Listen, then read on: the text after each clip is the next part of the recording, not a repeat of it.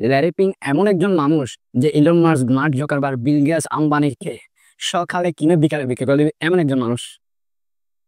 আপনি বলবেন ভাই, ও যদি এত বড় লোক হয় তাহলে আমরা কেন তাকে চিনি না? ট্রেডিং ইনভেস্টিং এ কারা মার্কেট অপারেটর এবং একদাই ফাইন্যান্সিয়াল মার্কেটে ড্রাগ সাইডকে কারা মার্কেট ম্যানিপুলেশন করে?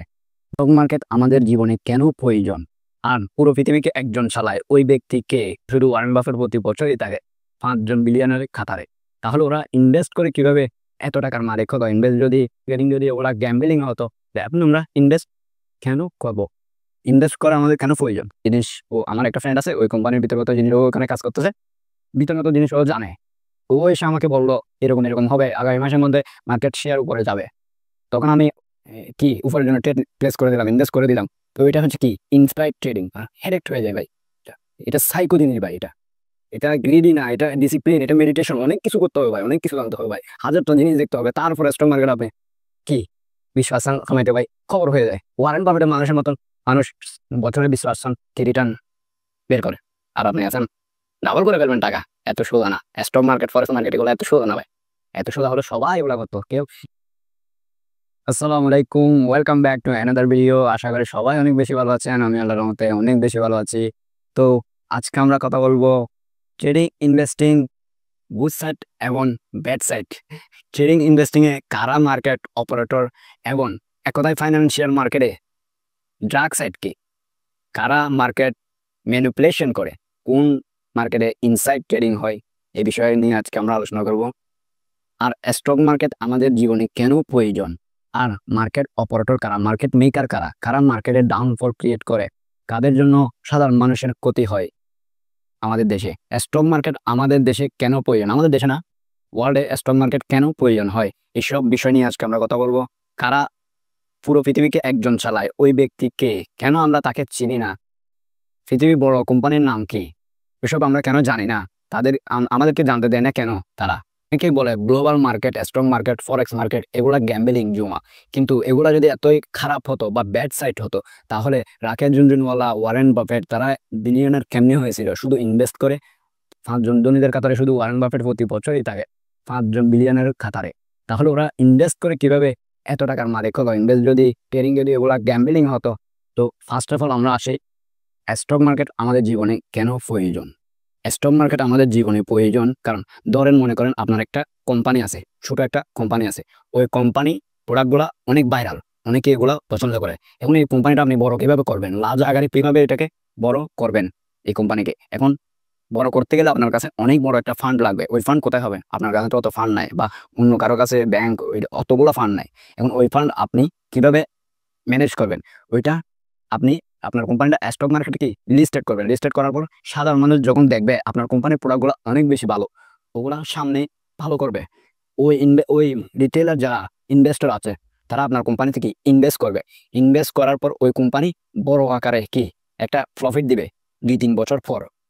ওই প্রফিট যারা রিটেলার ইনভেস্টর আছে তাদের মধ্যে যেহেতু প্রফিট হবে, ওই সামান্য সামান্য প্রফিট ওদেরকেও দেওয়া হবে। ফায়দা কাদের? যারা কোম্পানি আছে ওদেরও ফায়দা, তারপর আপনার রিটেলার ইনভেস্টারও দেখি ফায়দা। এখন আমরা ইনভেস্ট কেন করব? ইনভেস্ট করা আমাদের কেন প্রয়োজন? ইনভেস্ট করা আমাদের অবশ্যই প্রয়োজন, কারণ আমি আজকে 30,000 টাকা আমার বেতন, আজকে 30,000 করে রাখছি আমি। 10 বছর পর ওই টাকা হবে কত? 30,000 টাকা 30 বছর যদি আমি রাখি তাহলে এটা 90 লাখ টাকা হবে। 90 লাখ টাকা দিয়ে আমি কি পাবো? কিন্তু আমি যদি ইনভেস্ট করি, ওই 90 লাখ টাকা যদি 5 গুণ হয়, তাহলে আপনি ক্যালকুলেশন করেন কত টাকা। তো 90 লাখ টাকা তো আমি একটা গাড়িও পাবো না ভাই 10 বছর পর। ওই 90 লাখ টাকা তখন কিছুই না, কিন্তু আমি অনেক অনেক কষ্টের টাকা আমার এগুলা, তখন 10 বছর পর তো ওগুলো কিছুই না। তো যদি আমি ইনভেস্ট না করি তাহলে আমার টাকা মাল্টিপল কিভাবে হবে? ওই জন্য আমাদেরকে কি ইনভেস্ট করা খুবই খুবই প্রয়োজন। এখন বাংলাদেশ অনেকে জানেন না বা ইনভেস্টিং ট্রেডিং নিয়ে, কিন্তু আমি আগামী 5 বছর পরে এগুলো বুম হবে ভাই, আমি গ্যারান্টি দিতেছি। আর মার্কেট এগুলো একটা বিজনেস, এগুলো বিজনেসের মতো দেখতে হবে, এটা গ্যাম্বলিং না কোনো। যা ওয়ার্ল্ডের সারা বিশ্বে এগুলো চলতেছে। ফরেক্স মার্কেট ইজ 7 ট্রিলিয়ন মার্কেট। তা আপনি আসলে মিয়া উপরে গেলে মারলেন, নিচে গেলে মারলেন বাইনারিতে, ওগুলো হয় না ভাই। ভালোভাবে শিখেন, ভালোভাবে লার্ন করেন আগে, তারপরে এসে কি মার্কেটে ইনভেস্ট করেন। ইনভেস্ট আমাদের করতেই হবে, আজকে না হয় কালকে, না হলে আপনার টাকা কোনো ভ্যালু নাই। তো এখন আমরা আসি মার্কেটের ডার্ক সাইড কি, খারাপ মার্কেটে অপারেটর। আসলে মার্কেট ম্যানিপুলেশন করা সম্ভব শুধুমাত্র স্টক মার্কেটে, ফরেক্স মার্কেট আমি আপনাদেরকে সাজেশন করতেছি, কারণ ফরেক্স মার্কেটে কোনো অপারেটর তেমন অপারেটর নাই, আছে কয়েকজন বিলিয়নিয়ার। আমরা মূলত ইনভেস্ট কোথায় করব আর ট্রেডিং কোথায় করব? আমরা ইনভেস্ট করব স্টকে, যেমন মনে করেন ফেসবুক, গুগল, ওইগুলাতে। আর আমরা ট্রেডিং করব ইউরোএসডি, জিবিইউএসডি, ফরেক্স মার্কেটে আমরা কি ট্রেডিং করব আর ইনভেস্ট করব। যেমন আমরা ইনভেস্ট ক্রিপ্টোতেও করতে পারি, কয়েনের মাধ্যমে, বিটকয়েন, ইথেরিয়াম, সিলভার, ওগুলাতে আমরা কি ইনভেস্ট করে রাখতে পারি লং টাইমের জন্য। এটা ট্রেডিং এর জায়গা না, ট্রেডিং এর জায়গা হচ্ছে ফরেক্স মার্কেট। এখন ফরেক্স মার্কেটে ম্যানিপুলেশন করা তেমন সম্ভব না, যেমন স্টক মার্কেটে কি ম্যানিপুলেশন হয়, ইনসাইড ট্রেডিং হয়। যেমন এই কোম্পানির বিতর্গত জিনিস, ও আমার একটা ফ্রেন্ড আছে ওই কোম্পানির বিতর্গত জিনিস, ওখানে কাজ করতেছে, বিতর্গত জিনিস ও জানে। ও এসে আমাকে বললো এরকম এরকম হবে, আগামী মাসের মধ্যে মার্কেট শেয়ার উপরে যাবে। তখন আমি কি উপরের জন্য প্লেস করে দিলাম, ইনভেস্ট করে দিলাম। তো এটা হচ্ছে কি ইনসাইড ট্রেডিং। এখন আসি এই গ্লোবাল মার্কেটে, পুরা ফাইন্যান্সিয়াল মার্কেটে মূলত মার্কেট মেকার কারা, কারা এই দুনিয়া চালায়, বা কে মানুষ যে একজন এই দুনিয়াকে কন্ট্রোল করে। আমরা যাদের কাছে ইনভেস্ট করি, আমরা অ্যাপেল, ফেসবুক, গুগল, ওইগুলোর মধ্যে ইনভেস্ট করি, ওই ওই কোম্পানিগুলো কার কাছে ইনভেস্ট করে, বা ব্যাংকের পুরা পুরা ব্যাংকের বা পুরা দুনিয়ার কান্ট্রিগুলা কার কাছে ইনভেস্ট করে, ওইটা হচ্ছে আমার আমরা অনেকে জানি না। ওইটা হচ্ছে ল্যারি পিঙ্ক ভাইয়া। ল্যারি পিঙ্ক ভাইয়াকে, ও কোথায় থেকে এসছে, ভাইয়ার নাম কি বা ভাইয়ার কোম্পানি কি, এটা আমি আপনাদেরকে বলতেছি।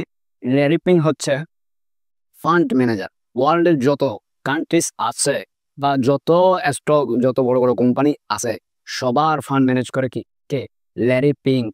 ল্যারি পিঙ্ক এমন একজন মানুষ যে Elon Musk, Mark Zuckerberg, Bill Gates, Ambani সবাইকে সকালে কিনে বিকালে বিক্রি করে দেবে, এমন একজন মানুষ।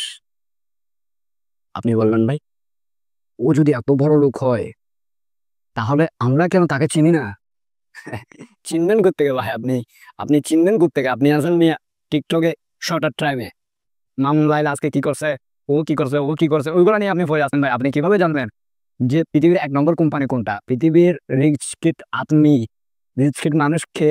এটা তো আপনি জানেন না। আপনাকে যদি এখন বলি, আপনি অনেক স্মার্ট ধরতে পারেন, আপনাকে যদি এখন বলি যে পৃথিবীর মধ্যে $1 ট্রিলিয়ন ম্যানেজ করে কে, বা বড় লোক কে, রিচ কিড কে, আপনি বলবেন সোজাসুজি আগে ছিল বিল গেটস, এখন হয়ে গেছে ইলন মাস্ক। কিন্তু আমি বলবো না। আমাকে যদি আপনি জিজ্ঞেস করেন না কেন ভাই, আপনি বলবেন কেন না, আমি তো সারা বছর শুনে আসছি কি Elon Musk, Elon Musk, Elon Musk, কিন্তু আসবে না। ল্যারি পিং এমন একজন মানুষ, $10 ট্রিলিয়ন বান্দা হ্যাকরা ম্যানেজ করে ভাই। 10 ট্রিলিয়ন, বুঝতে পারতেছেন? 70টা কান্ট্রি তার কাছে ইনভেস্ট করে। সেই কে? Larry Fink. ব্ল্যাক রক হচ্ছে পৃথিবীর 1 নম্বর কোম্পানি। ওই কোম্পানির ওনার কে? Larry ping. 2008 সালে যখন স্টক মার্কেট ডাউন হয়ে গেছে, নিচে নেমে গেছে, ল্যারি পিং ভাইকে ডাক দিছে, ভাই আসেন আমার মার্কেটটা, গ্লোবাল মার্কেটটা তুলে দেন করে। বান্দা ইন্টেলিজেন্ট ব্যক্তি। সেম 2019 সালে করোনা ভাইরাসের সময় সেম ওনাকে ডাক দিছে, কেউ পারতেছে না, ওয়ারেন বাফেটের পরে ল্যারি পিং ভাইকে ডাক দিছে, ও তুলে দিয়েছে মার্কেট। আপনি এখন বলতেছেন ভাই ওকে তো আমরা চিনি না। ওকে চিনবেন কিভাবে? ও নিউজ, যারা ইন্টারন্যাশনাল গ্লোবাল নিউজ আছে তাদেরকে প্রতি মাসে পে করে বা প্রতি বছরে পে করে, যে আমার নিউজ যেন বাইরে না আসে, আমার খবর, আমি কোথায় যাচ্ছি, কি করতেছি, ওগুলা যেন যখন ওগুলা যেন কি বাইরে না আসে, বাইরের খবরে বা নিউজে না আসে। ও টাকা দেয় উল্টা আমার নিউজ যেন বাইরে না আসে। তো বুঝতেছেন, যারা ইনভেস্টর মানুষ, যারা রিয়েল ইনভেস্টর, তারা শো আপ কখনোই করে না। আপনার মতো ছাপে টিকটকাররা শো আপ করে ভাই। টাকা কতগুলো রাখছেন টেবিলের মধ্যে, হাম বারিশ করকে পেছে কি গান একটা লাগাই দিয়েছেন, চাপড়ি বেটা তুই। টাকা মানুষ দেখায়? টাকা দেখায় না। টাকা কেন দেখাবে? ইনভেস্টর মানুষের টাকা লাগাই তো, ওর টাকা তো জায়গায় জায়গায় আছে, ও কেন দেখাবে আপনাকে? দেখানোর টাকাই নাই, ও কার ইনভেস্ট করে রাখছে। তো এখন বাংলাদেশে এগুলা খুবই খুবই ভাবে ইনফ্লুয়েন্স করতেছে মানুষকে। কিছু ব্রোকার তাদের ইনফ্লুয়েন্সারদের ধরে টাকা দিয়ে, সেই টাকা জমায়, কিছু টাকা কষ্ট করে জমায়, ওই টাকা কি হাতে গেছে ভাই, শুধু ইনফ্লুয়েন্স করে করে অনেক কষ্ট টাকা ভাই। একটু দেখে শুনে রাখেন ভাই, ভালো জায়গায় ইনভেস্ট করবেন, ভালোভাবে শিখেন আগে, তার উপর ইনভেস্ট করবেন। এগুলা হয় না, উপরে এই মারলেন এই মারলেন, এগুলা হয় না। আমি ভাই জোর করে বলতেছি ভাই, ভালো ভালো মানুষের ভাই এখানে স্টক মার্কেটে মাথা হেরেক্ট হয়ে যায় ভাই। এটা সাইকো জিনিস ভাই, এটা এটা গ্রিডি না, এটা ডিসিপ্লিন, এটা মেডিটেশন, অনেক কিছু করতে হবে ভাই, অনেক কিছু জানতে হবে ভাই, হাজারটা জিনিস দেখতে হবে, তারপরে স্টক মার্কেট আপনি কি 20% কামাইতে ভাই খবর হয়ে যায়। ওয়ারেন বাফেটের মানুষের মতন মানুষ বছরে 20% কি রিটার্ন বের করে, আর আপনি আছেন ডাবল করে বেরবেন টাকা। এত সোজা না। স্টক মার্কেট, ফরেক্স মার্কেট এগুলো এত সোজা না ভাই। এত সোজা হলে সবাই এগুলা করতো। কেউ ইলন মাস্কের 400 বিলিয়ন টাকা কি গিয়া লাগাইতো না, এই ব্যবসাতে লাগাইতো না, সব টাকা এসে কোথায় লাগাইতো? Stock market লাগাইতো। যদি এত সহজ হতো, এত সহজ না। এটা অনেক কিছু আপনাকে কি সহ্য করতে হবে। 3-4 বছর লাগে মানুষ তাই শিখতে, আর আপনি একদিনে এসে ইনভেস্ট করে দেন। তো অনেক কথা বলতেছি, সবাই অবশ্যই ভুল হলে মাফ করে দিবেন।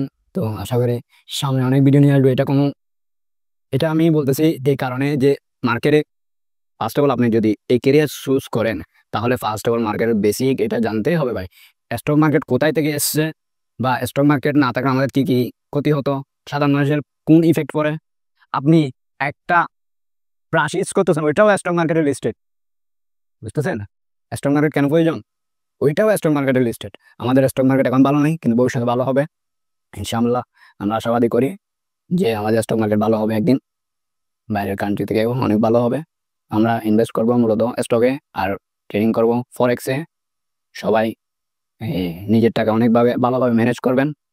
অনেক কষ্টের টাকা এগুলো ভাই, এগুলা চলে গেলে অনেক খারাপ লাগে। লস অনেকে, সবাই লস করে প্রথমে প্ল্যান করার সময় সবাই লস করে, কিন্তু এই এই লস থেকে আপনি শিখতে হবে। না শিখলে শেষ। এখানে উইদাউট রান আপনাকে ধ্বংস করে দেবে মার্কেট। শিখতেই হবে আগে, না শিখে আইসেন না দয়া করে। আর এই এতটুকুই আজকে। সবাই আমার জন্য দোয়া করবেন, আমি আপনাদের জন্য অনেক বেশি দোয়া করবো ইনশাল্লাহ। এটা কোনো শিক্ষণীয় ভিডিও না, বাট এটা বেসিক, এগুলো জানতে হবে। ডার্ক সাইড মার্কেটে কি ভালো কি খারাপ ওগুলো আপনাকে জানতে হবে, না জানলে মার্কেট আপনারা শেষ করে দেবে। ওকে, ভালো থাকবেন, সুস্থ থাকেন, আল্লাহ হাফেজ, আসসালামু আলাইকুম।